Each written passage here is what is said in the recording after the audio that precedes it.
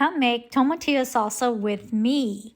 I went to Gordon's, a new restaurant supply grocery store that opened up here on the island, and I bought me a crate of tomatillos. Because once I saw the price of a large jar of salsa verde, I was not about to buy that. I can make my own.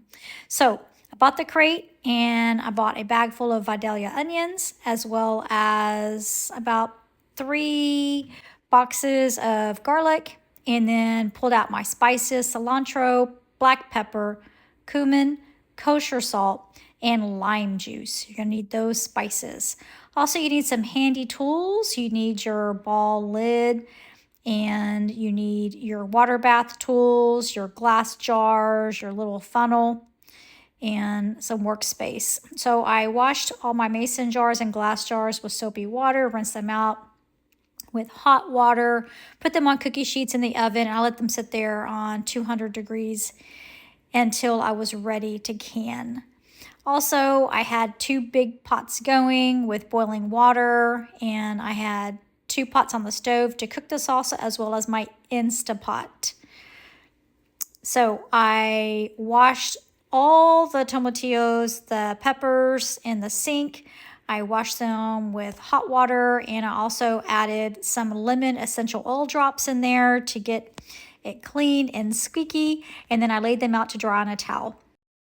I use plastic gloves when I'm handling all my produce, especially the jalapeños. So I sliced open the jalapeños and I pulled out the seeds and saved them for our garden, and then took all the core of the tomatillos and the onion peels and the jalapeno tops for our compost pile.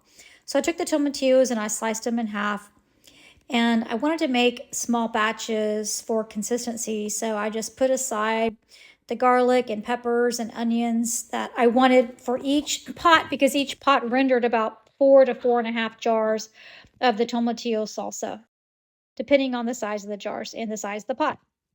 I also added olive oil to the bottom of the pot, and I got that stirring and sauteing, I want to say, for about 20-30 minutes. And then I also had my water bath going on so I can get ready to jar. Everything is very time sensitive. The Instapot, all I did was turn it on and hit saute. Once everything was cooked, I transferred all the meat of the vegetables into the Ninja blender, and on top of that I added all the spices, blended it for just a few minutes. And while that was blending, I pulled out the hot jars out of the oven, laid them on a tray, and got ready to pour the salsa in. Of course, you have to have a taste test, and this is absolutely delicious. It has just the perfect amount of tang and spice, and not too spicy hot. I made 27 jars with that crate of tomatillos. The salsa turned out beautifully. I never throw away a glass jar. I always upcycle my glass jars. 100%. You can always can stuff and put them in your food storage.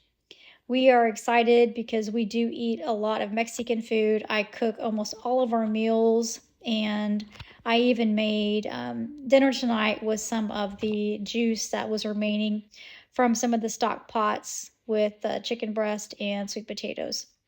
We cannot wait to have this with chips and salsa and enchiladas. Bon appetit!